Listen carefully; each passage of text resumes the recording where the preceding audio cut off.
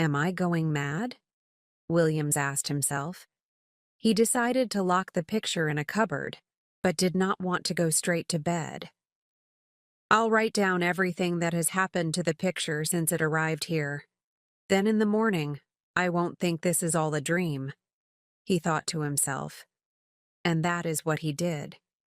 He found it very difficult to sleep that night, and the next morning, he decided to ask another friend, Nisbet, to come and look at the painting. I want you to tell me exactly what you see in the picture. In detail, he said to Nisbet, showing him the painting. I'll explain why afterwards. Well, I can see a country house, English, I think, by moonlight, began Nisbet. Moonlight? Interrupted Williams. Are you sure? There was no moon there when I first got it. Nisbet looked at his friend strangely. Shall I continue? The house has 1, 2, 3 rows of windows. But what about people? Interrupted Williams again. No one at all, said Nisbet. But what is all this about, Williams?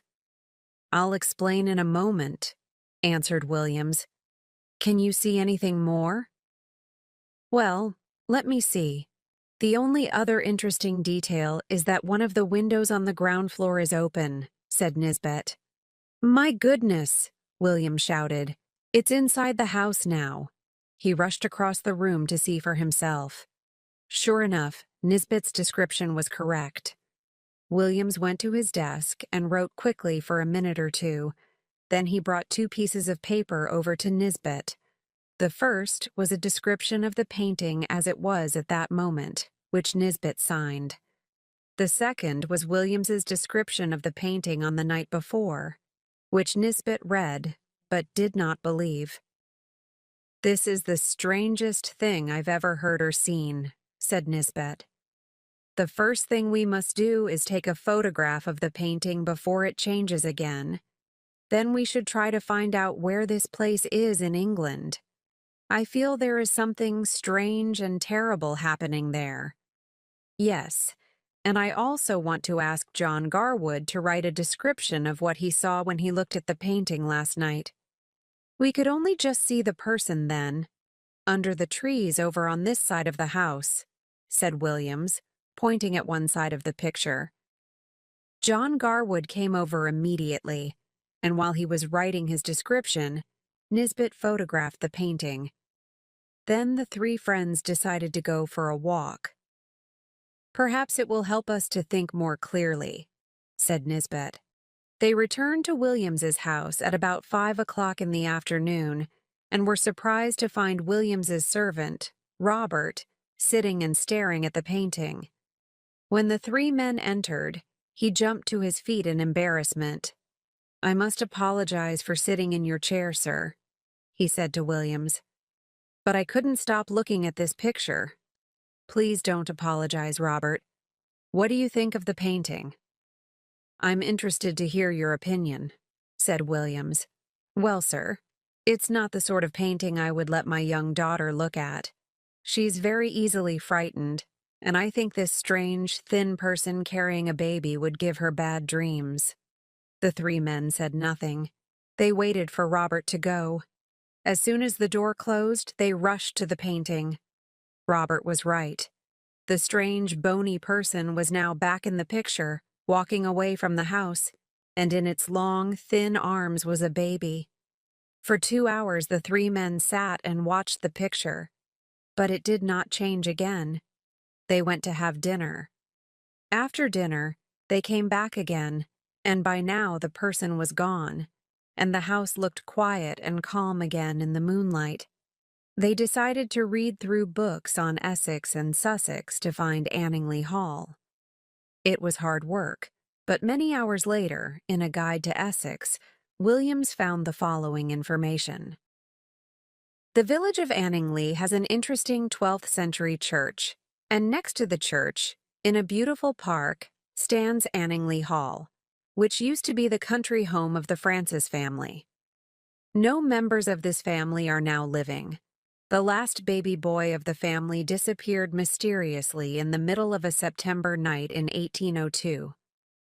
Nobody could discover who took the baby, but people suspected that it was a member of the Gaudy family. Some time before the baby disappeared, Tom Gaudy was caught stealing by Sir John Francis, the father of the child, and Gaudy was hanged for his crime. People say that the Gaudy family wanted revenge, and that they took it by stealing the last child of the Francis family. Well, it does seem that they got their revenge, if the story of our painting is true, doesn't it? Said Williams. The painting has not changed again since then. It now hangs in the museum at Anningley, in Essex. Chapter 7. Lost Hearts. In September of the year 1811, a little boy arrived at the door of Aswarby Hall in the middle of Lincolnshire. He rang the bell and looked around him at the tall, square 18th-century house. An evening light fell on the building, making the windows shine like fires. In front of the hall, there was a park full of trees and a church with a clock. It all seemed very pleasant to the boy as he waited for someone to open the door. The boy's parents were dead, and his elderly cousin, Mr. Abney, wanted him to go and live at Aswarby. People who knew Mr. Abney were surprised at his offer because they thought he was a man who loved books more than people and who preferred to live alone. Mr. Abney opened the door and seemed very happy to see his young cousin, Stephen Elliott. He immediately started to ask questions. "How old are you, my boy? How are you? And how old are you? I mean, I hope you are not too tired to eat your supper." "No, thank you, sir," said Stephen. "I am quite well." "Good," said Mr. Abney. "And how old are you, my boy?" It seemed strange that he asked the question twice in the first 2 minutes of their conversation. "I'm 12 years old next birthday," said Stephen. "And when is your birthday, my dear boy?" 11th of September, eh? That's good. That's very good. I like to write these things down in my book. Are you sure you will be 12? Yes, sir, quite sure. Well, take him to Mrs. Bunch's room, Parks, Mr. Abney said to his servant, and let him have his supper. Mrs. Bunch was the friendliest person at Aswarby. Stephen felt comfortable with her, and they became good friends in a quarter of an hour. She was 55 years old and knew everything about the house and its neighborhood. She was quite willing to share this information with Stephen, and there were certainly many things about Aswarby Hall and gardens that the boy wanted to ask her.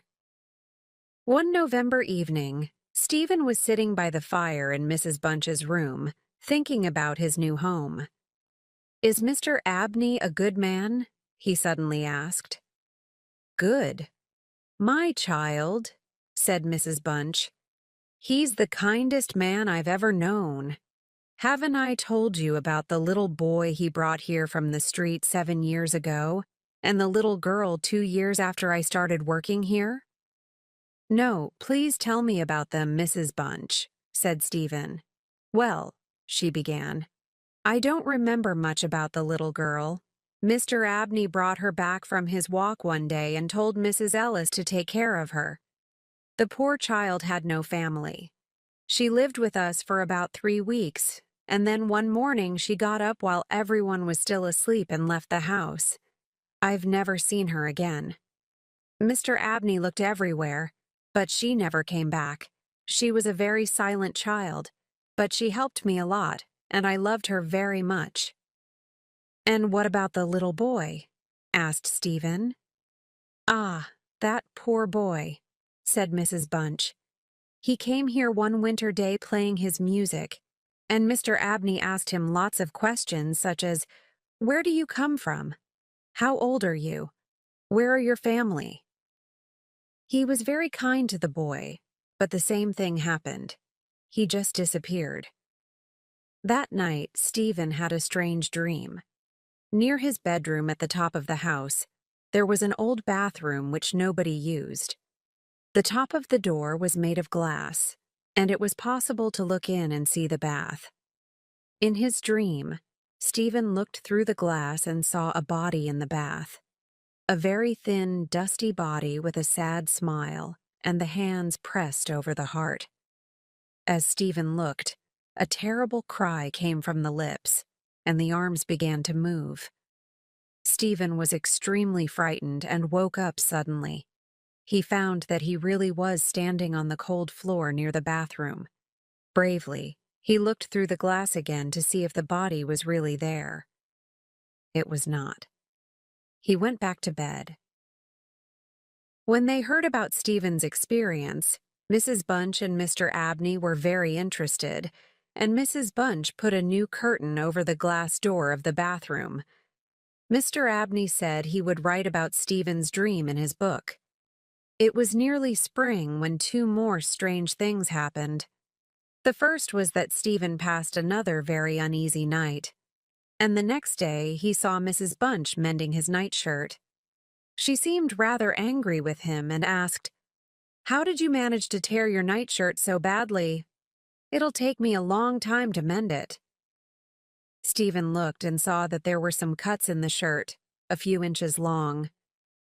"I don't remember how it happened," he said. "I don't remember anything. But they're just the same as the scratches on the outside of my bedroom door." Mrs. Bunch looked at him, her mouth open, and then ran upstairs to see. "Well," she said when she returned, "it's very strange. I wonder how those scratches appeared. They're too high for a dog, a cat, or a rat to make. Don't say anything to Mr. Abney, but remember to lock your door when you go to bed tonight." "Oh, I always do," replied Stephen. The next evening, the second strange thing happened. Mr. Parks, the servant, visited Stephen and Mrs. Bunch in Mrs. Bunch's room. He did not often come to see them there. When he came in, he didn't at first notice that Stephen was there. He seemed very nervous and uneasy. "Mr. Abney will have to get his own wine if he wants a drink in the evenings," he said. "If I can't go down and get it in the daytime, I won't go at all. There's something very strange down there under the house, you know. Maybe it's the wind or maybe it's rats, but I don't think so. And I don't like it." "Don't talk like that," answered Mrs. Bunch. "You'll frighten young Stephen." Mr. Parks suddenly noticed Stephen for the first time and quickly said, with a nervous laugh, "Oh, I was only joking, you know." But Stephen knew that it wasn't a joke, and he was worried. He asked a lot of questions, but Mr. Parks refused to tell him any more about the noises under the house. It was now March 24th, 1812, a strange day, windy and noisy. Stephen stood in the garden and felt as if it was full of ghosts, people he couldn't see, who were flying in the wind and trying to contact living people in the real world. After lunch that day, Mr. Abney said, "Stephen, my boy, will you come to my library late tonight at 11 o'clock? I will be busy until then, but I want to show you something about your future life. Don't tell Mrs. Bunch or anyone else in the house. Just go to your room at the usual time." Stephen was excited. He could sit up until 11 o'clock.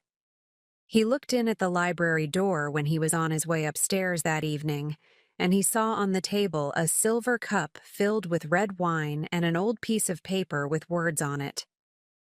At about 10 o'clock, Stephen was standing at the open window of his bedroom, looking out over the nighttime countryside.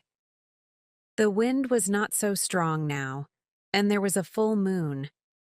Suddenly, he heard some strange cries. Perhaps someone lost in the night, he thought. Or water birds down on the lake in the park. The noises grew louder and came nearer the house. Then they stopped. But just as Stephen was about to close his window and continue reading his book, he saw two children standing outside under the dark trees. a boy and a girl. They stood together, looking up at his window. The girl reminded him of the girl in his dream about the bath, and the sight of the boy made him feel afraid. The girl was smiling, holding her hands over her heart. The boy, with his untidy black hair and old clothes, stretched his hands out helplessly in front of him. His fingernails were very long and dirty. As the boy stood there with his arms held out, Stephen suddenly saw something that made his hair stand on end. He could not believe his eyes. There, on the left side of the boy's chest, was a large black hole. Again, Stephen heard the children's terrible, sad cries. Then they disappeared. Although he was badly frightened, Stephen decided to go to Mr. Abney's library. It was now nearly 11 o'clock. He walked very fast through the dark old house, quiet at this time of night with all the servants in bed. But when he arrived at the library, the door would not open. It was not locked, and the key was on the outside. But when he knocked, there was no answer. He listened carefully and heard Mr. Abney speaking. No, crying out. But why? Perhaps he too could see the strange children. Then, suddenly, everything was quiet, and the library door opened by itself. Mr. Abney was in his chair, his head thrown back, and his eyes wide, with a look of terrible fear and pain on his face. On the left side of his chest was a large hole, and Stephen could see his heart. But there was no blood on his hands, and the long knife on the table was completely clean. The window of the library was open, and the wind blew the curtains in a terrible dance. An old book was open on the table, and this is what Stephen read.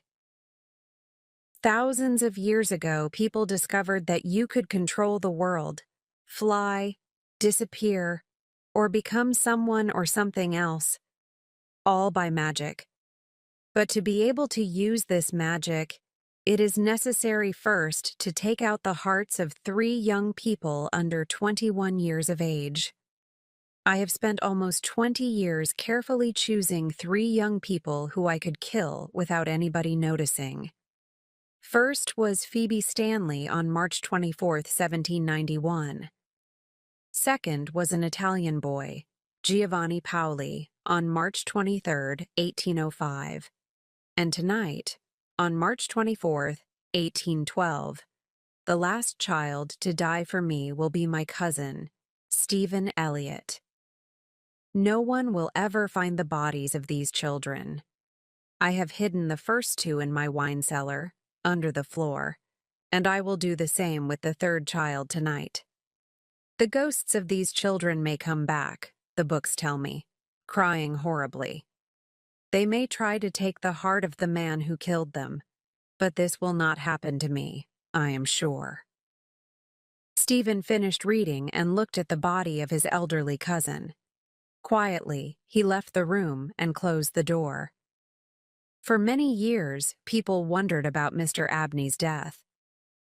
It must have been a wild cat that came in through the open window and killed the poor man, they said. But Stephen knew the truth. Chapter 8. Martin's Lake, from Martin's Close. I was staying with a good friend of mine in the West Country. I arrived on the Friday night, and my friend was keen to show me the village on the Saturday morning. I'll take you around and show you everything. Then I want you to meet a friend of mine, John Hill. He's about 70 years old and knows all the history of the village. Oh, and make sure you ask him about Martin's Lake. Why?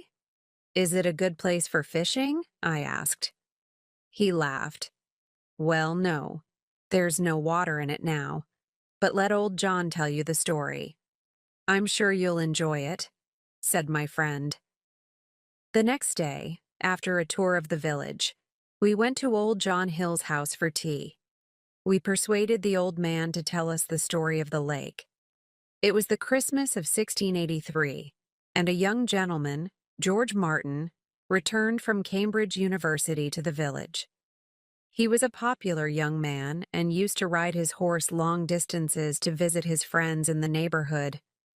One night it was snowing hard, so instead of riding all the way to his house outside the village, he decided to stay at the small hotel here. As it was Christmas, there was music and dancing in the hotel, and all the young men and women were dancing together, except one. Her name was Anne Clark, and she worked at the hotel. She was an innocent young girl, not very intelligent. In fact, people used to laugh at her behind her back, and of course none of the young men wanted to dance with her. But George Martin, the young gentleman, took pity on her and asked her to dance. The band were playing an old song called "Lady, Will You Walk? Will You Talk With Me?" Everyone saw how happy the poor girl was to have someone to dance with. Her face lit up with a smile. After that night, the young gentleman came to the hotel every week. When he arrived on his horse, he used to sing that song, and Anne Clark would rush out to meet him as soon as she heard it. The two often went for walks together by the lake, and some people say they saw them kiss. This went on for a few months until George Martin's parents found a wife for him. She was a beautiful, rich young woman from a very good family. Everyone said how lucky George Martin was, but then it all went wrong. The young woman heard about Anne Clark and was angry that a gentleman like him would associate with an ordinary country girl. She refused to marry him. He, of course, regretted ever meeting Anne and was furious at losing such a beautiful young wife. People say that the next time he saw Anne, they argued, and he hit her. A week later, they were seen together again. He said a few words to her and then rode off. They say she looked very happy all that day, but not long after, she disappeared completely. No one could find her anywhere. Some weeks later, George Martin came into the hotel again, went into the bar, and asked for a drink. A young woman named Sarah, a friend of Anne Clark's, served him. "Are you looking for Anne, sir?" she asked. "Because no one has seen her for weeks." He angrily responded that no, he was not looking for her, and he sat alone, drinking his beer. Sarah started to wash some glasses and, without thinking, began to sing the song, "Lady, will you walk? Will you talk with me?" The young gentleman's face turned pale, and he told her to stop singing immediately. She stopped at once, of course, but then suddenly, she heard Anne's voice outside the door, continuing the song. "It's Anne! She's back!" Sarah cried and ran towards the door. "Stop!" shouted George Martin, but it was too late. The door opened, and a strong, cold wind blew out all the lamps, leaving the room completely dark. Sarah heard someone walk across the floor, and the door of the big cupboard opened and shut. When she lit the lamps again, she saw something that looked like the bottom of a woman's dress caught under the cupboard door.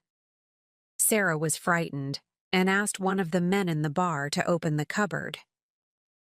As the man pulled open the cupboard door, George Martin screamed and ran out of the bar into the street.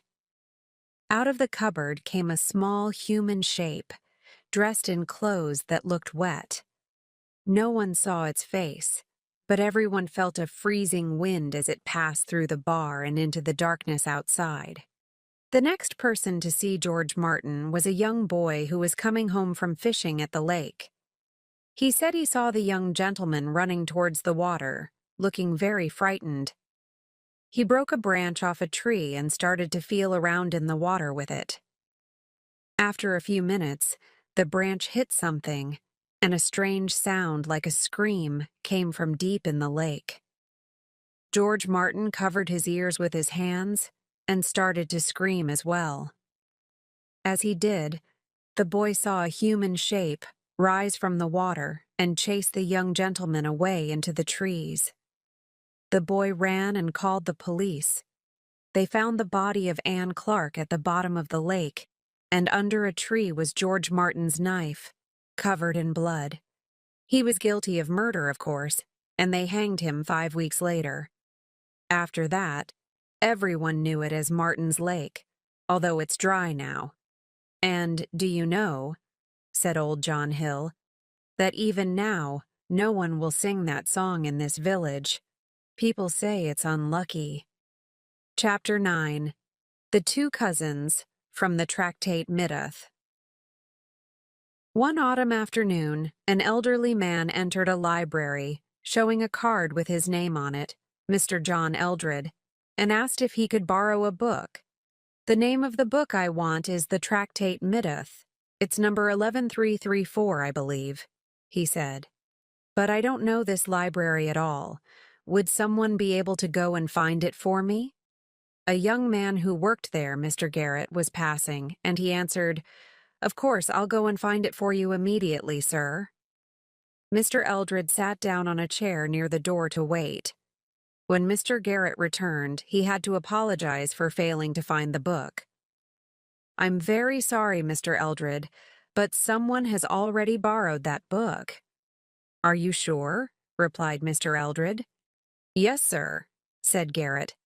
"But if you wait a moment, you'll probably meet the man who has taken it as he leaves the library.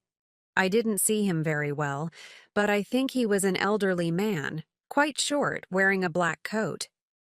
"It's all right," said Mr. Eldred. "I won't wait now, thank you. I have to go, but I'll come back again tomorrow, and perhaps you can find out who has the book."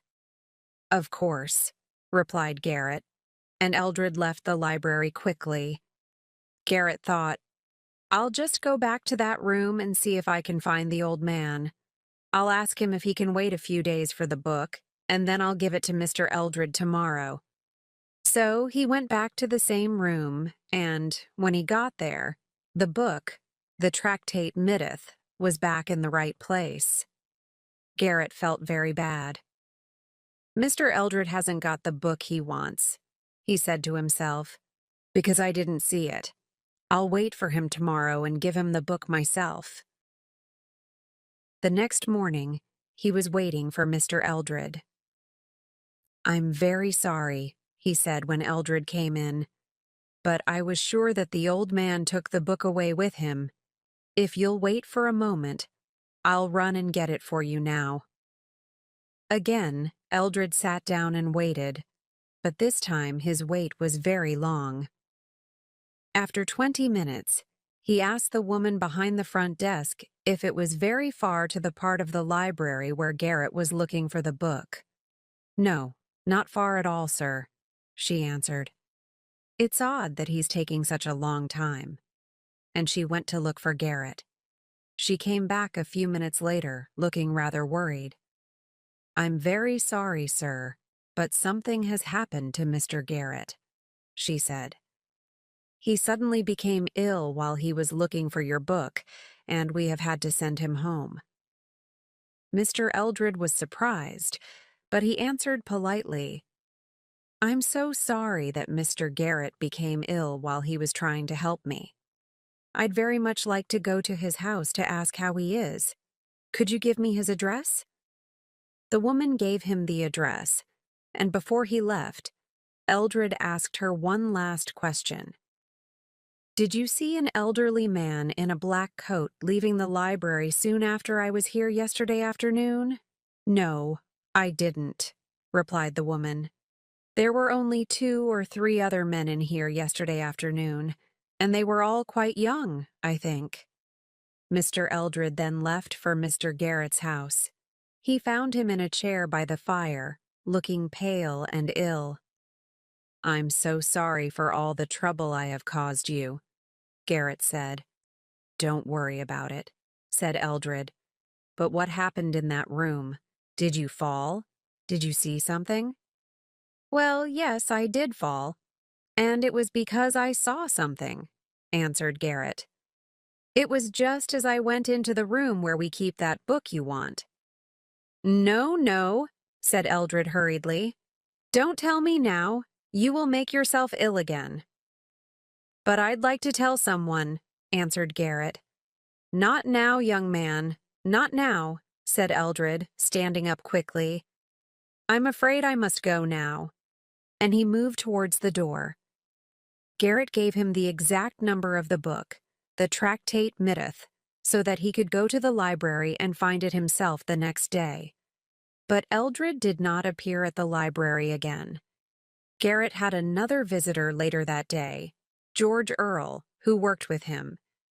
George said, "I'm sure there is something odd going on at the library, you know.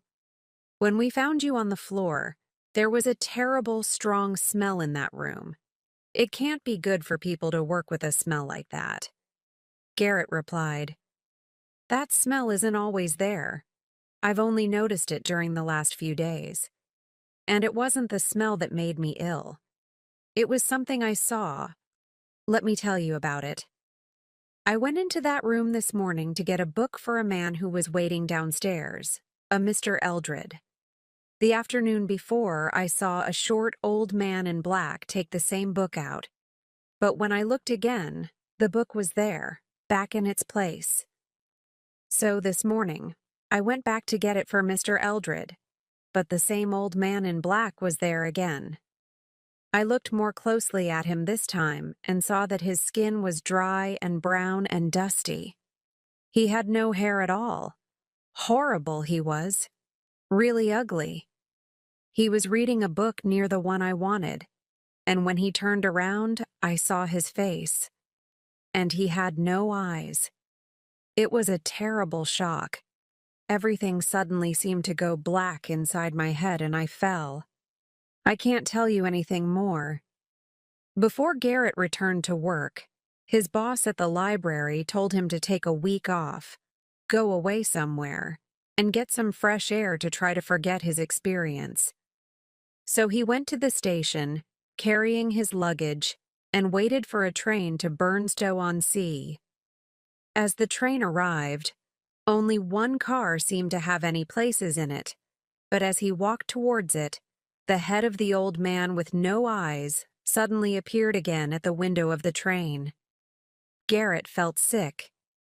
He ran to the next car and jumped into it just as the train started to move.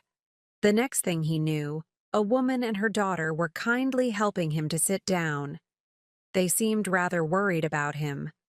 Mrs. Simpson and her daughter were also traveling to Burnstow-on-Sea. They had an apartment there, and during the journey, they invited Garrett to stay with them. They soon became friends and spent a lot of time together. On the third evening of his stay, when Garrett was telling them about his work at the library, the daughter suggested that Garrett might be able to help them with a problem they had. "Yes," said her mother. "We'll tell Mr. Garrett our story, and perhaps he'll be able to help us." "I'll certainly try," answered Garrett. "Well," began Mrs. Simpson, "I had an old uncle called Dr. Rant, and when he died, he left directions that we should put his body in a special underground room under a field near his house, and that he should wear his ordinary clothes. Since then, many of the country people around there say that they have seen him in his old black coat. Anyway, he's been dead for 20 years now. He had no wife or family, just me, his niece, and my cousin John. He had a lot of money and a big house, and John and I hoped to receive half each when he died.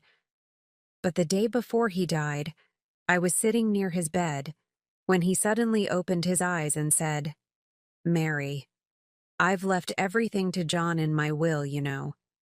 You won't get anything when I die.' This was a shock to me, because my husband and I were not rich, and we needed the money, but I said nothing because I felt that he wanted to say something more. I was right. He continued, 'But Mary, I don't like John, and I think my will is wrong. I've decided that you should have everything. But first you'll have to find the letter in which I have written my new will, and I'm not going to tell you where it is. But I will tell you one thing. I've left it in a book, Mary, and the book is not in this house. It's in a place where John can go and find it any time. So, I'll tell you something more that John doesn't know. When I'm dead, you'll find an envelope in my desk with your name on it. And inside it, you'll find something that will help you. Well, a few hours later, he died, and I wrote to my cousin John Eldred, but of course he has never replied. Meanwhile, we have to continue living in our small apartment here at Burnstow-on-Sea. Did you say John Eldred? Asked Garrett, amazed. I saw a man called John Eldred just a few days ago. A thin, elderly man. Yes, that sounds like him. Where did you see him?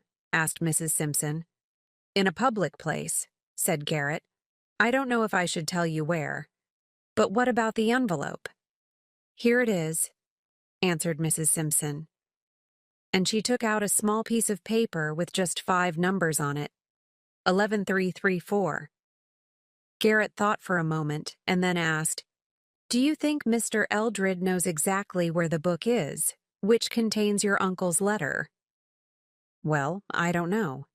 People say he's always going to libraries and bookshops, so he must know its name, but probably not where it is, answered Mrs. Simpson. Garrett was silent as he thought about the problem. The next day, Garrett left Burnstow-on-Sea and traveled home by train. He couldn't remember if the book Mr. Eldred wanted so badly had the same library number as the one on Mrs. Simpson's piece of paper, but he knew there were 3 possibilities: 11334, 1133.4, or 11.334. As soon as the train arrived, he went to the library to look. 1133.4 was in the right place, but 11.334 was not there. He ran to the front desk and asked the woman there, Has anyone taken out book number 11.334? How would I know? Do you think I can remember all the numbers of books people take out? The woman replied. Well, has Mr. Eldred been back here? You know, the old man who was here the day I became ill? No, he hasn't been back here himself, but he did send me some money and asked me to send him a book. I couldn't refuse, of course. What would you do if someone sent you money and asked you to do such a thing? I suppose I would do the same. Could you show me the ticket Mr. Eldred sent and give me his address, please? Here's the ticket, said the woman. The book is number 11.334. Isn't that the number you just said you wanted? I'm afraid I didn't keep the address. When did you send the book? Asked Garrett. At 10:30 this morning. Good. It's only 1 o'clock now, he thought. But how could he get the address? He thought quickly, and then remembered that John Eldred was living in his uncle's house. The house that Mrs. Simpson and her daughter knew was really theirs. And if the dead uncle gave the book with that letter inside it to this library, then it must be on our list. And I know that he died about 20 years ago, thought Garrett. So, he found the list and turned back to 1870. There it was, 14th of August, 1875, the Tractate Middith, given by Dr. J. Rant of Bretfield House. Garrett looked for Bretfield House on a map. It was about a 2-hour train journey away, he found. He left immediately for the station and caught the train, thinking all the time about what he was going to say to Mr. Eldred about the book and about why he wanted to take it back with him. When he arrived at Bretfield Station, he started walking quickly towards the house, hoping that he would arrive there before the book did. Suddenly, Garrett saw a taxi with 2 men in it, just leaving the station, going in the same direction as he was. He recognized John Eldred and thought to himself, He's been to the station to collect the book which the library sent him this morning. He stopped and looked towards the taxi. Eldred was getting out of it and the driver was moving away slowly up the road. Eldred followed it on foot. As he walked, something fell from his pocket, a box of matches. He continued walking. It was getting dark. The light was going now. Eldred was walking slowly, but Garrett could see that he was turning the pages of the book, looking for something. He then stopped and felt in all his pockets. He looked annoyed when he found that the box of matches was not there. He was just about to tear a page from the book when suddenly something small and dark ran out from behind a tree. Two strong black arms caught him round the head and neck. There was no sound. Eldred fought wildly but silently with his arms and legs. Then it was over.